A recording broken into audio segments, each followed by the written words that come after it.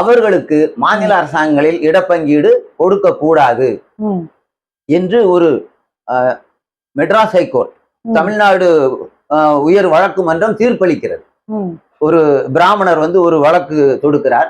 ஏற்கனவே நீதி கட்சி கொண்டு வந்திருந்த இடப்பங்கீடு முறை இருக்கிறது, அதற்கு அது தொடர்கிறது. அதற்கு எதிராக 1950ஆம் ஆண்டு இவர் வழக்கு தொடுக்கிறார். அவர்கள் இடப்பங்கீடு கொடுக்க கூடாது என்று தீர்ப்பளிக்கிறார்கள்.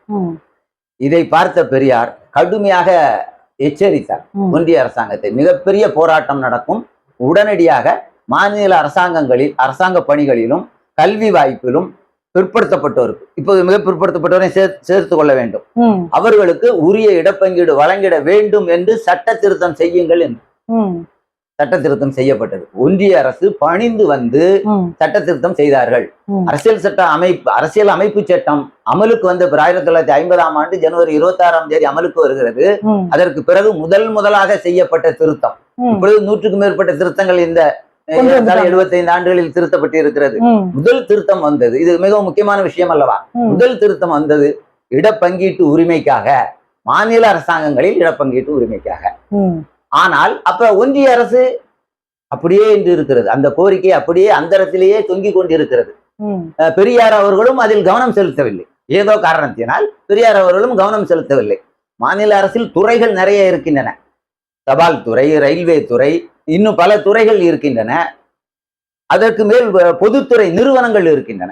நவரத்னா என்று சொல்வார்களே, இப்ப எல்லாம் தனியாருக்கு கொடுத்து கொண்டு இருக்கிறார்களே, அதிலேயும் பிற்படுத்தப்பட்டவர் ஓபிசி மக்களுக்கு, இதர பிற்படுத்தப்பட்டவருக்கு இடப்பங்கீடு கிடையாது.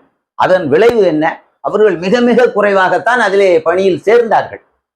ஒன்றிய அரசு பல்வேறு கல்வி நிறுவனங்கள் நடத்துகிறது, அதிலும் கிடையாது. அப்போ ஒரு 50 ஆண்டு காலமாக, 50 ஆண்டு காலம், ஆமா, 1950 1989 வரை 40 ஆண்டு காலமாக இடப்பங்கீடு கிடையாது. ONGC என்று ஒரு பொதுத்துறை நிறுவனம், பெல் என்று சொல்வார்கள், BHEL என்று ஒரு பொதுத்துறை நிறுவனம், நிறைய பொதுத்துறை நிறுவனங்கள், எதிலுமே இதர பிற்படுத்தப்பட்ட சமூக மக்களுக்கு இடப்பங்கீடு கிடையாது என்னும் நிலவரம் இருந்தது. அப்ப கோரிக்கை எழுந்து கொண்டே இருக்கிறது.